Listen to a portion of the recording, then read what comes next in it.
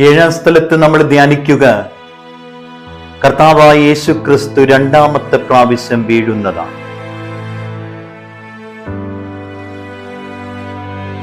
ദൈവം ബലഹീനനാവുകയാണ്, ദൈവം തോറ്റുപോവുകയാണ്, ദൈവം നിസ്സാരനായി തീരുകയാണ്. ക്രൈസ്തവന്റെ ദൈവം എന്ന് പറയുന്നവൻ വിജയശ്രീലാളിതനായി വാനമേഘങ്ങളിൽ പ്രത്യക്ഷപ്പെടുന്നവനല്ല.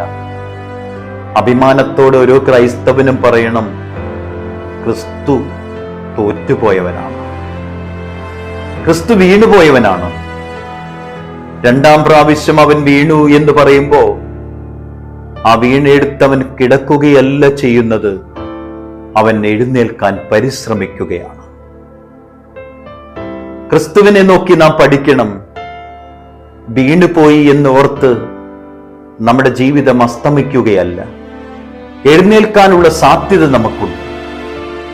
നമ്മൾ ചിലപ്പോ പാപത്തിന്റെ ബന്ധനാവസ്ഥകളിൽ വീണു പോയിട്ടുണ്ടാവാം, സൗഹൃദങ്ങളിൽ വീണു പോയിട്ടുണ്ടാവാം,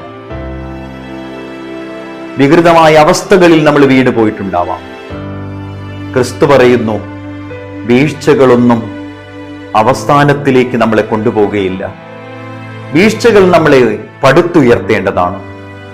നമ്മുടെ മുറിവുകൾ നമുക്ക് സൗഖ്യം തരുന്നതാണ്. അവന്റെ വീഴ്ചകൾ നമ്മുടെ ഉയർപ്പിന് ഉതകുന്നതാണെന്നുള്ള തിരിച്ചറിവോടെ നമ്മൾ വീണുപോയിടങ്ങളിൽ നിന്ന് ക്രിസ്തു എഴുന്നേറ്റ അതേമാതിരി നമുക്ക് എഴുന്നേൽക്കാൻ കഴിയണം. ക്രിസ്തു നമ്മളെ താങ്ങും.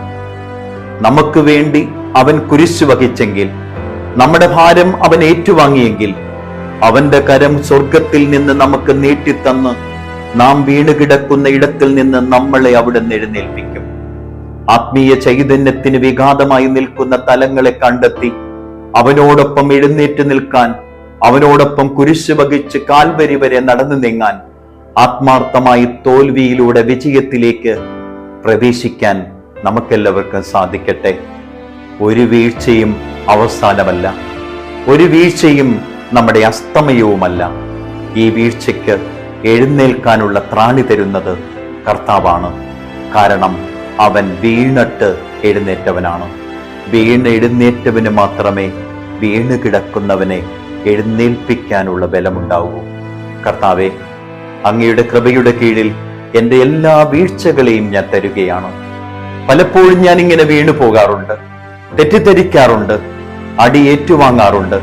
ജീവിതത്തിന്റെ പ്രതിസന്ധികൾ ആവർത്തനം ചെയ്യുമ്പോൾ അർത്ഥരഹിതമാണെന്ന് ഞാൻ ചിന്തിക്കാറുണ്ട്. പക്ഷേ എല്ലാത്തിനും അർത്ഥമുണ്ട് എന്ന് കരുതി പിതാവിന്റെ ഹിതത്തിനനുസരം കുരിശു മരണം വരിച്ച തമ്പുരാനെ, കുരിശിന്റെ പാതയെ നടന്നു നീങ്ങിയ തമ്പുരാനെ, എന്റെ കുരിശുകളെ ആത്മാർത്ഥമായി സ്വീകരിച്ച് വീഴ്ചകളിൽ നിന്ന് എഴുന്നേൽക്കാൻ എന്നെയും പ്രാപ്തനാക്കണമേ. നിത്യം പിതാവും പുത്രനും പരിശുദ്ധാത്മാവുമായി സർവേശ്വര എന്നേക്കും.